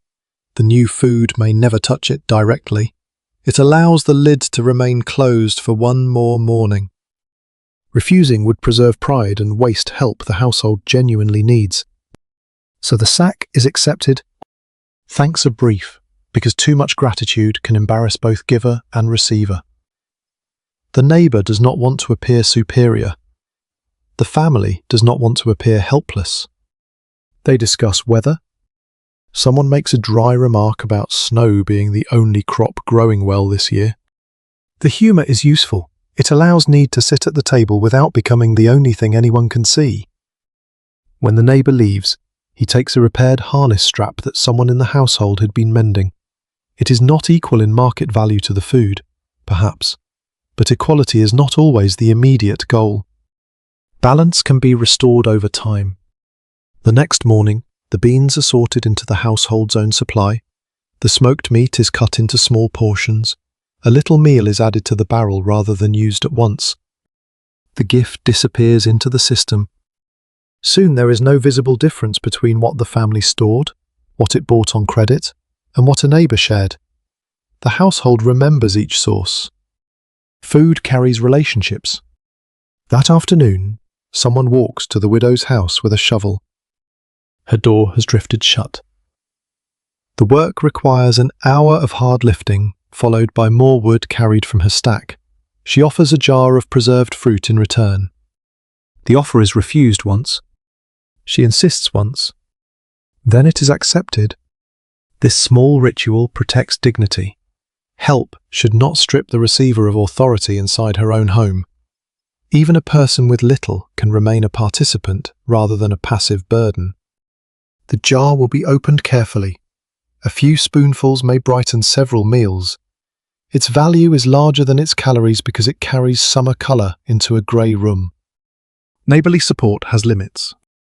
A poor harvest rarely belongs to one farm alone. Drought, insects, deep snow, or delayed shipments may affect an entire district. The households most willing to share may also be counting their last sacks. No community cellar is bottomless. A cup of flour can help until a wagon arrives. It cannot replace an entire failed harvest. A shared ham can support a sick household. It cannot feed several families through months of isolation. Communal help stretches survival. It does not abolish scarcity. It does not reach everyone equally either. Race, religion, ethnicity, class, reputation, and local prejudice could decide who was welcomed into a kitchen and who remained outside it. The word neighbour often described a moral boundary as much as a distance between houses. Within households or mutual aid networks, much of the work that made sharing possible remained easy to overlook. Someone prepared food for sick neighbours, watched children, mended clothing, preserved borrowed produce, and fed the extra workers repairing a roof. A borrowed axe still required a meal for the person using it. Later in the week, weather clears enough for several households to gather at one farm. A damaged roof must be repaired before another storm. Some lift timber and clear snow. Others keep the fire, prepare food, watch children, and tend animals. The shared meal is plain. Beans, bread, a little pork, perhaps the preserved fruit. There is strength in eating the same food together. A thin meal served to one family can feel like evidence of failure. The same meal shared among working neighbours becomes part of a task. The roof is repaired. No single household could have spared enough time or strength to do it alone. By dusk, people leave carrying more than they brought. One takes news. Another borrows a tool. Someone promises seed if spring planting reveals a shortage. Someone else agrees to help with slaughtering. The network grows through these promises. It also becomes more complicated. Every promise is another claim on future labour. When spring arrives, the family will not begin with a clean schedule. It will owe the merchant. It will owe the neighbour who brought food. It may owe work, seed, animal use, or repayment in grain. Survival creates obligations because rescue uses resources belonging to other people. That is not a flaw in the arrangement, it is the arrangement. Back at home, the flour barrel now contains grain from harvest, store credit, and neighbourly exchange. It is slightly fuller, but no longer private in any simple sense. Part belongs to the family's labour.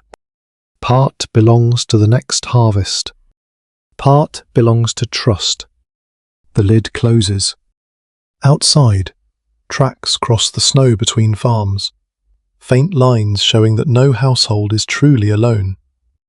Tomorrow, however, the family must confront one of the most persistent frontier stories, that when stored food failed, the wilderness always provided meat to anyone carrying a gun. The empty tracks beyond the barn will suggest otherwise. The tracks beyond the barn lead nowhere useful. You follow them for a time because the story of frontier hunger often turns here. Stored food grows thin. A gun is lifted from its hooks. Someone walks into the snow and returns with meat. That version is tidy. The landscape is not.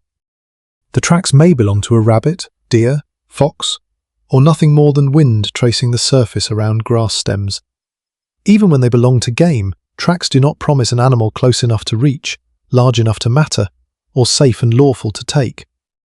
You carry the gun carefully. A firearm is not an endless food-producing tool.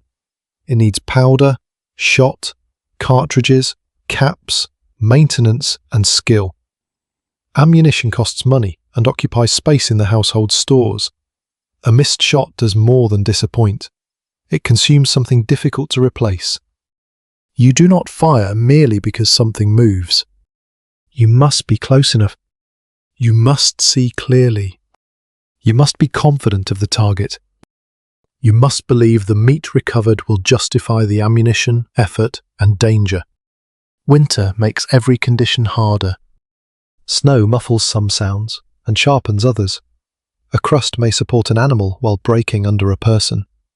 Deep drifts slow movement and soak clothing. Wind carries scent unpredictably. Bare fingers lose the control needed for careful loading and shooting. Cold also changes the gun. Moisture can freeze. Metal becomes painful to touch. Lubricants thicken. Snow entering the mechanism may create trouble at the worst moment. The weapon must be protected while the hunter cannot fully protect himself. You move along a fence line where brush offers cover. The household behind you is already spending food on this search. Breakfast is being converted into steps, body heat, attention, and the repeated lifting of boots through snow. If you return empty-handed, those calories are gone. The journey is still reasonable. It is simply another calculation rather than a miracle.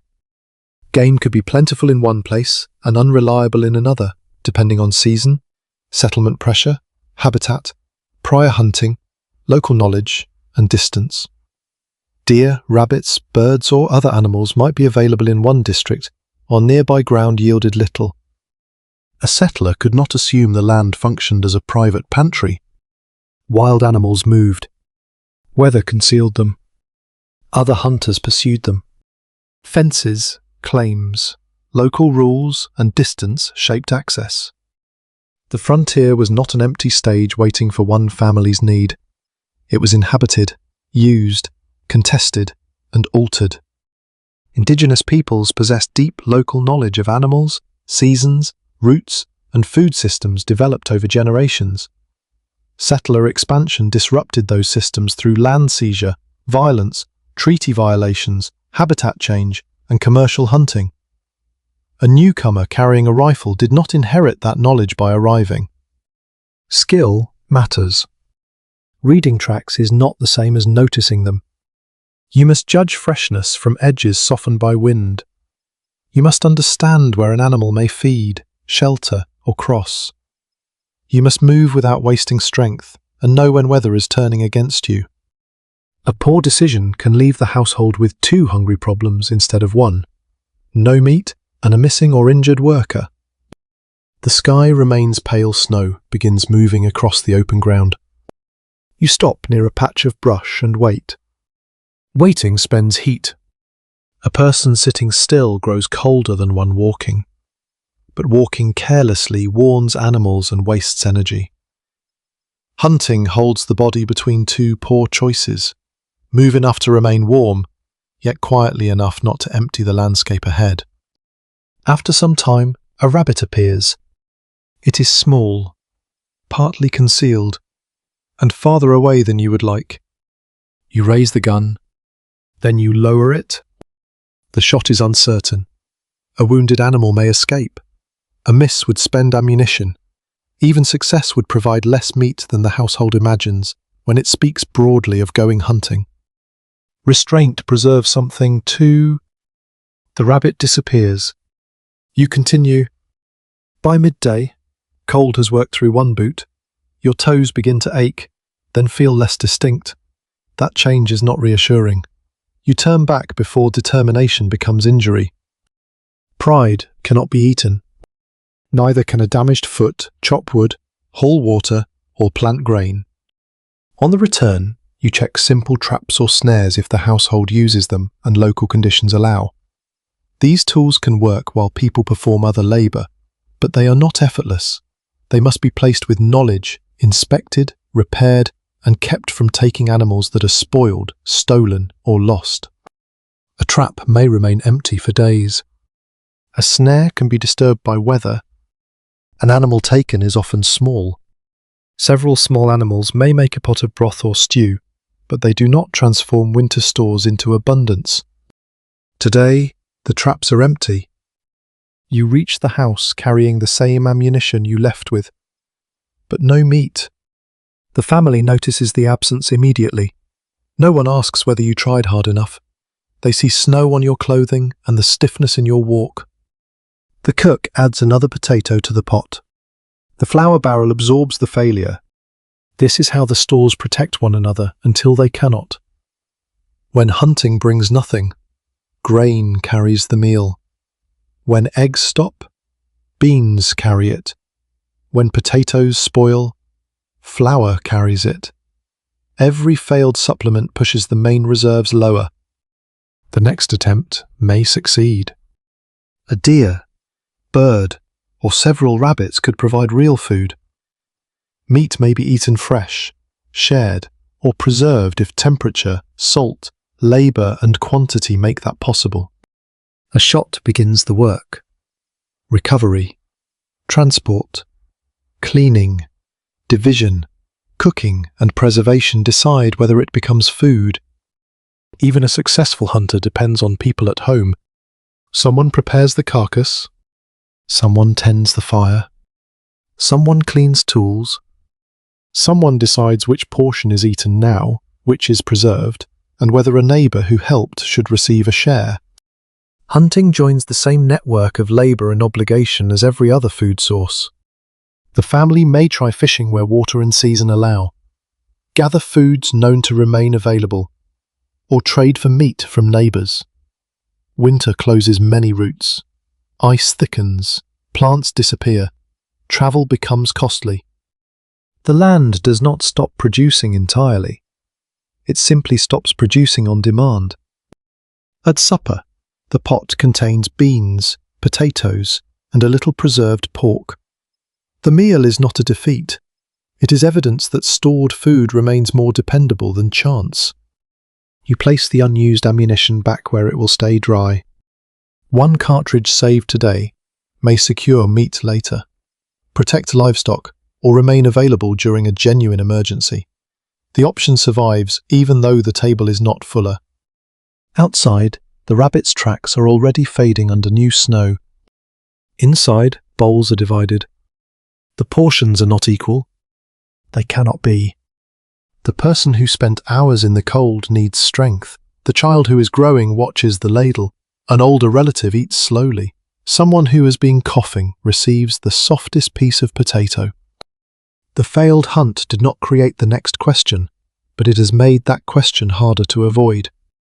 When food cannot be found, purchased, or stretched any further, the household must decide who eats first, who eats more, and who quietly waits. The ladle pauses above the pot. No one at the table speaks.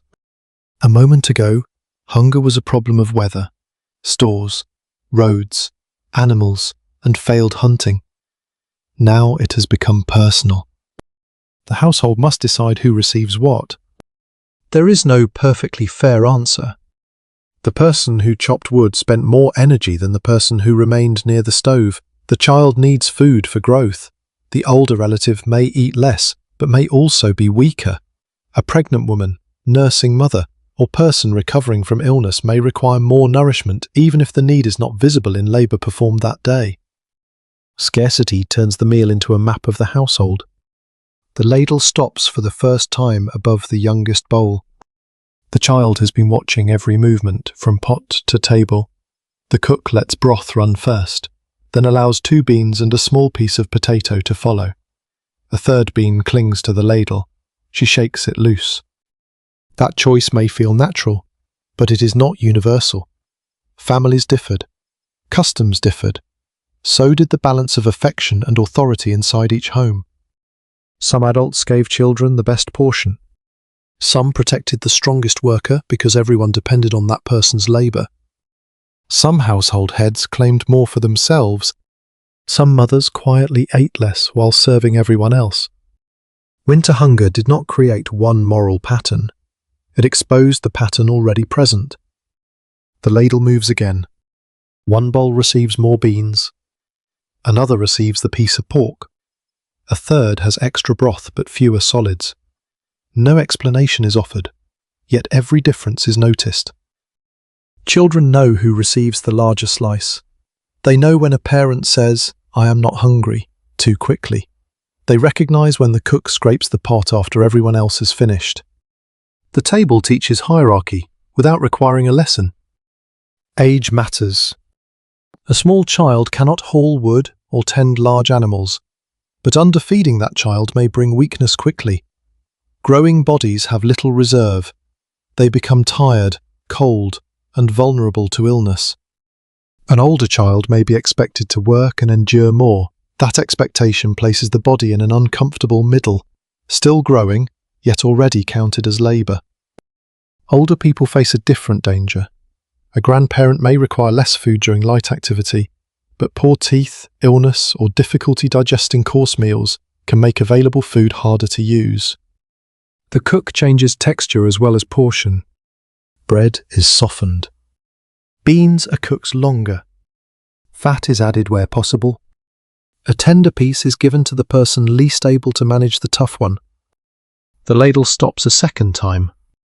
The choice now lies between the person coughing near the stove and the adult who must go outside after supper to secure the barn before the wind rises. The coughing person needs warmth and food. The worker needs enough strength to remain useful and return safely. The cook divides what the ladle holds. A piece of potato slides into one bowl.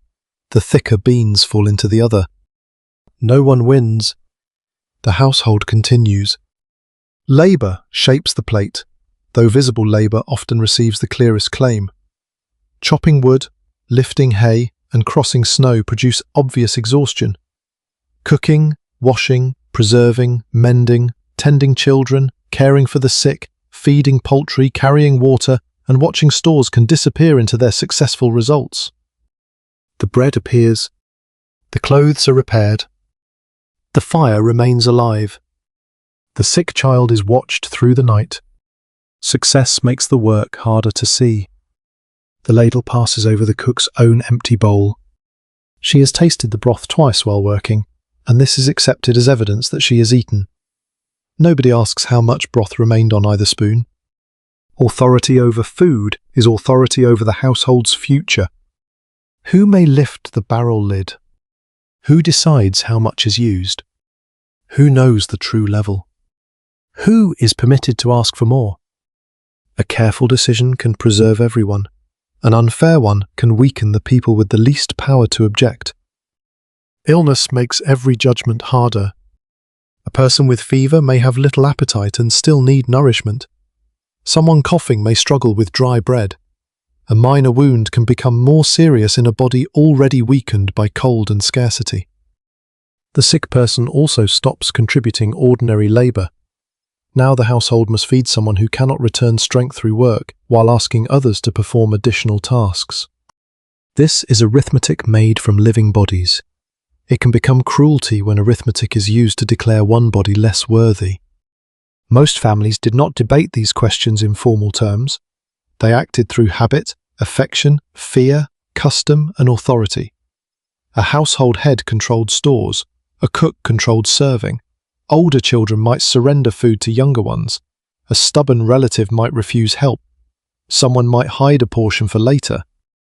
Scarcity creates secrecy. A crust disappears into a pocket. A spoonful of fat is saved for a sick child. A little flour is hidden from a person who cannot stop taking generous scoops. These acts can be protective, dishonest, loving, or controlling, sometimes all at once. The ladle returns to the pot for the third and final time. One spoonful remains, mostly broth with a browned piece of flour loosened from the side. The youngest child has finished quickly and looks toward it. The woodcutter has another hour outside. The older relative has left part of the bread untouched. The coughing person eats slowly. The cook gives the last potato fragment to the coughing child. The thicker spoonful goes into the worker's bowl.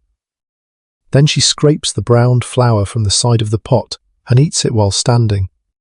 No one announces this as sacrifice. The bowls are already being lifted.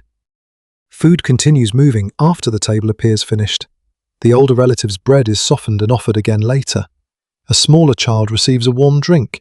Someone who claims not to be hungry eats a cold crust near the stove. A household ration is not a neat chart. It is a stream of choices. Some are compassionate. Some follow custom. Some protect power. Some are made too quickly because everyone is tired. Hunger does not automatically make people noble, and it does not automatically make them selfish. It narrows attention, shortens patience, and gives greater consequence to ordinary habits. A sharp word at a full table may be forgotten. A sharp word beside an empty pot can remain for years. By evening, everyone understands that winter stores cannot continue falling at the same rate. Borrowed flour has helped. Neighbours have helped. Hunting may help another day. The household has reached a point where every meal exposes too much. Someone looks toward the sack that has remained apart from the ordinary stores. The planting grain, it can be ground, cooked, and eaten. Once it enters the pot, it cannot enter the soil. Tomorrow, the family must decide whether present hunger has become severe enough to consume part of the next harvest before spring has even begun. The planting grain remains untouched. It sits in a sack that looks almost identical to the others, yet everyone in the house treats it differently. Food grain can be measured into a pot. Feed grain can be carried to the barn. Seed grain is both food and something more difficult to spend. It is the next harvest in its smallest possible form. That does not make it easier to leave alone. The family knows the grain can be ground, it can become porridge, bread, or meal. It can quiet hunger tonight. The children know only that a full sack stands inside a house where portions are shrinking. Adults know the hidden cost. Every handful eaten now removes rows from the spring field. You lift the sack and feel its weight. It is not enough to make the family secure, but it is enough to make a few meals seem possible. Scarcity creates this temptation. The thing that relieves pain immediately is also required to prevent greater pain later. The grain has already survived several decisions. It was withheld after harvest when other grain was sold, milled, fed to animals, or stored for winter meals. It was kept dry while sacks nearby were opened. It was protected from mice. It was not used when the flour barrel first fell low. Each act of restraint gave the seed another day. Now winter asks whether restraint still makes sense. The family gathers at the table. No formal meeting is announced, but everyone understands that the sack is being discussed. One adult argues that people cannot plant if they become too weak to work. Another says eating the seed leaves nothing worth working for. Both are right. Saving every kernel while the household collapses would be foolish. Consuming all of it to ease 1 month could be equally destructive. The family must find a line between preserving the future and preserving the bodies expected to reach it. The line cannot be perfectly calculated. No one knows how long the snow will remain, whether flour can be bought, whether neighbours can spare more, or what spring is coming. Seed is being protected for a season that may not cooperate. Without seed, there is no crop to fail. You open the sack. The sound of grain moving inside is dry and clean. For a moment, everyone looks at it as food. Then the household measures what will be required for planting. The quantity depends on crop, acreage, seed quality, and how much land the family can work. Saving too little narrows the next harvest before the first furrow is opened. Some seed will not germinate. Birds, insects, drought, frost, and poor soil will take a share. Planting grain is a wager placed in the ground. The planting share is moved into a smaller sound sack, tied with a different cord, and placed beyond the ordinary scoop. A chalk mark is drawn on the wall beside it. If any seed is removed for food, the mark will record the loss. After the grain itself has disappeared, the household decides what to take. Perhaps a small amount is ground. Perhaps none is taken yet. The choice depends on how close the family stands to real physical danger. What matters is that the decision is deliberate rather than hidden inside one desperate meal. Winter can eat spring before spring arrives. If seed is consumed, the family must later borrow grain, plant fewer acres, enter new debt, or ask neighbours who are also preparing their fields. Hunger does not end when grain enters the pot. It changes form and moves forward. The same argument surrounds the animals. A cow may be thin, yet killing her removes future milk and calves. Hens that are barely laying may recover when days lengthen. A workhorse may consume more grain than any person while holding the farm's ability to plough. An animal can be both an eater and an instrument of future food. Which animals can be kept? Which are strong enough to justify feed? Which can be sold, traded, or slaughtered without destroying the next season? A sentimental answer may be too costly. A purely immediate answer may be worse. The workhorse receives feed. This may cause resentment while human bowls remain thin, but spring ground will not break itself. A weak horse can delay planting until moisture and timing are lost. Keeping that animal alive may protect more future calories than feeding the same grain directly to people. The cow receives enough to remain healthy, though not enough for generous milk.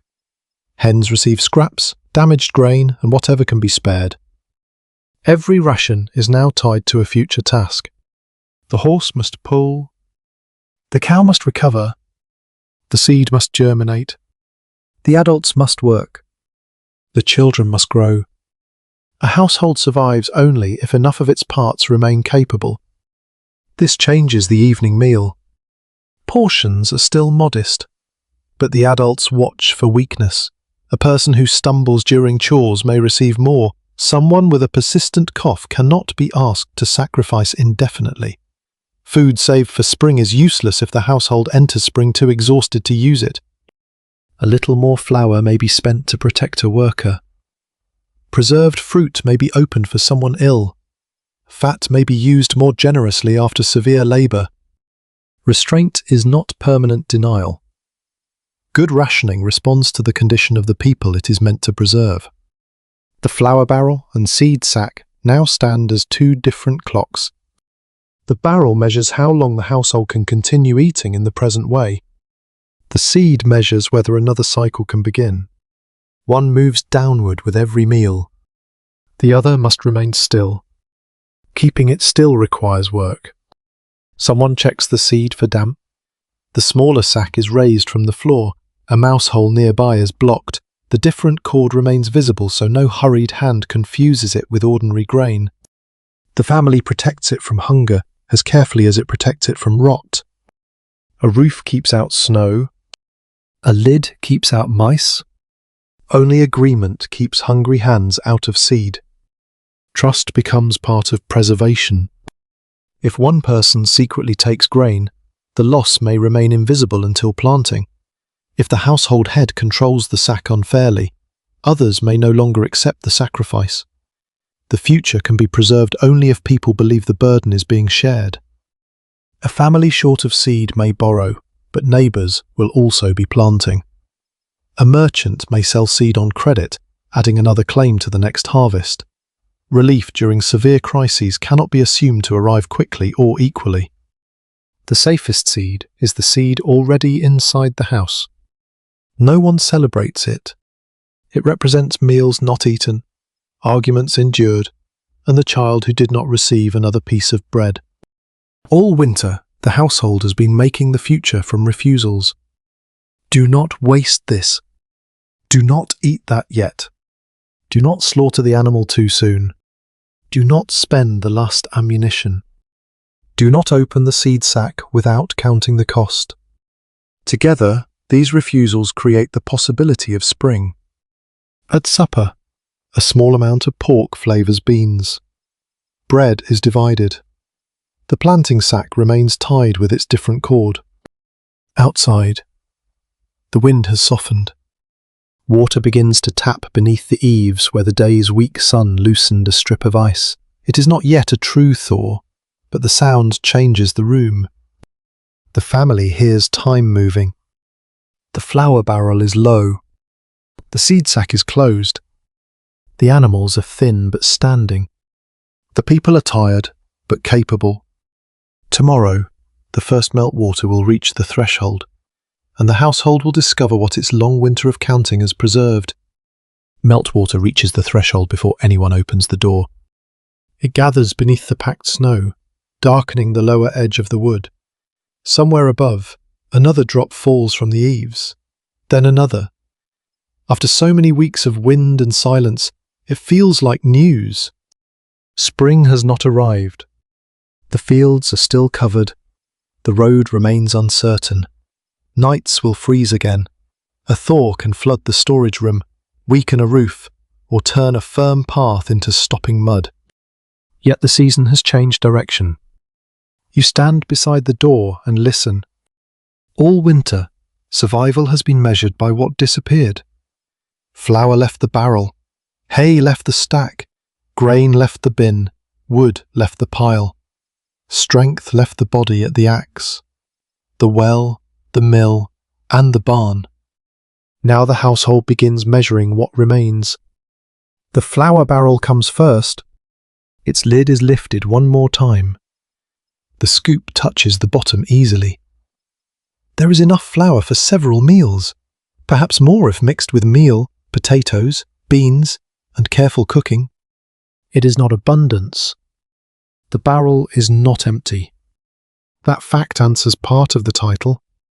The family did not survive winter hunger because food appeared whenever it was needed.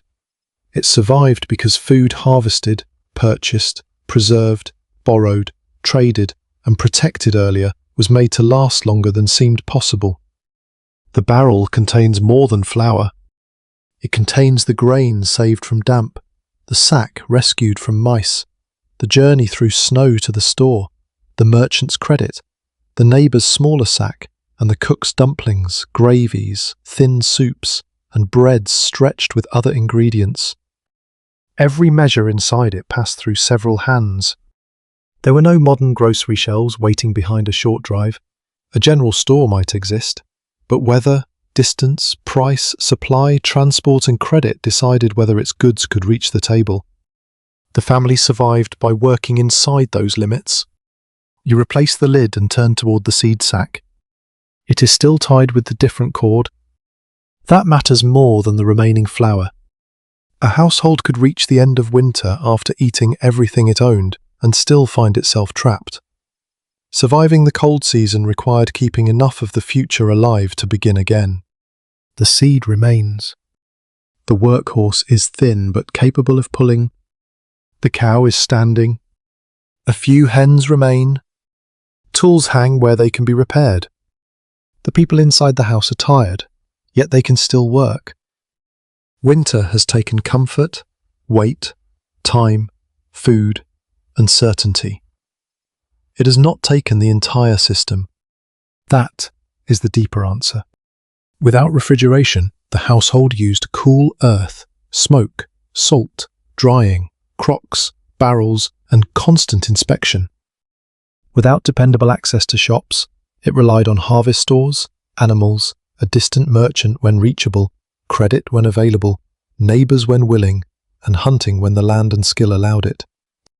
Without excess food, it combined ingredients, reused leftovers, saved fat, boiled bones, thickened broth, and turned one piece of meat into flavour for many bowls. Without enough labour, tasks moved across age, gender, ability, and necessity. None of those protections worked alone. A storage place without inspection allowed rot. Meat without correct preservation spoiled. Animals without feed became losses. Seed eaten too quickly erased spring. Credit without a harvest became another hunger. Neighbours could not carry every household forever. The family reached the thaw because failure, though constant, never became total. You open the door. The snow no longer presses against it with the same force. It breaks in a wet slab and settles beside the threshold. Cold air enters, but it carries a different smell now. Damp earth, old grass, manure, smoke, and water moving beneath ice. The yard looks exhausted. Paths are sunken and dirty. The woodpile is low.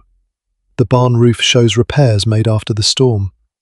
The smokehouse stands quiet, its contents reduced to the last useful pieces. Nothing resembles a clean image of conquering winter. A broken handle has been bound rather than replaced. A barrel hoop is dark with age. The sled runner bears a new scrape from the journey to town. The barn door hangs slightly unevenly after weeks of ice. Survival leaves marks. So do the people. Faces are thinner. Clothing has been patched again. Hands are split at the knuckles.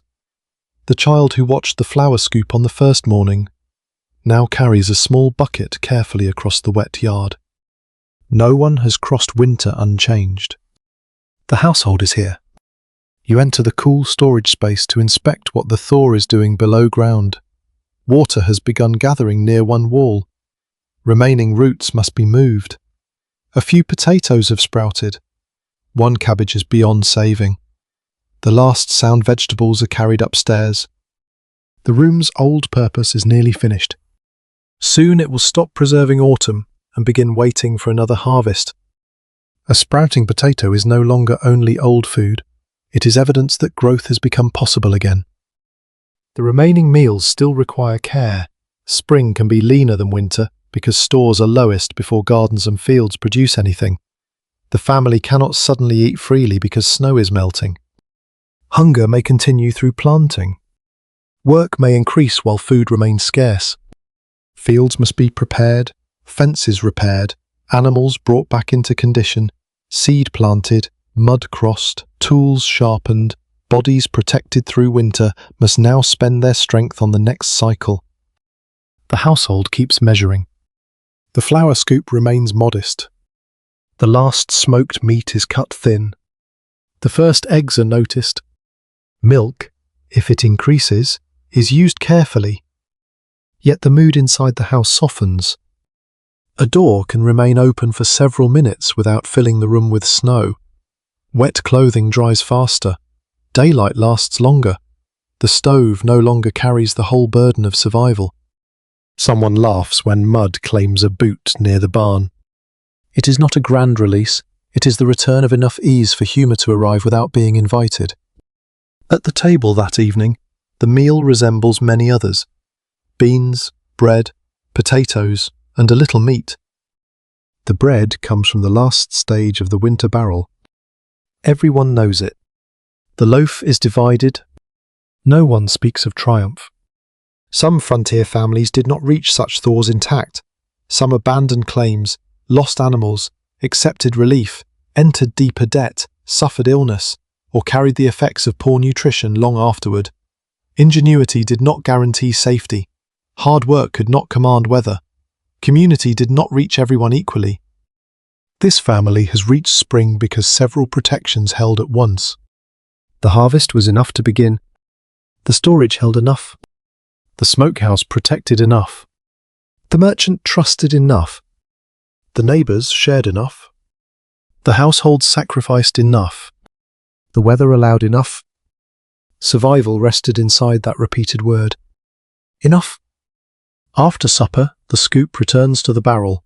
Its bottom is visible, pale flour resting only in the seams. Beside it, the planting grain remains tied with the different cord. One vessel is nearly empty because the family has lived from it. The other remains closed because life must begin from it again. Meltwater passes beneath the door in a thin, steady line. Nobody hurries to stop it. In the dark beyond the window, the buried road is slowly finding its shape.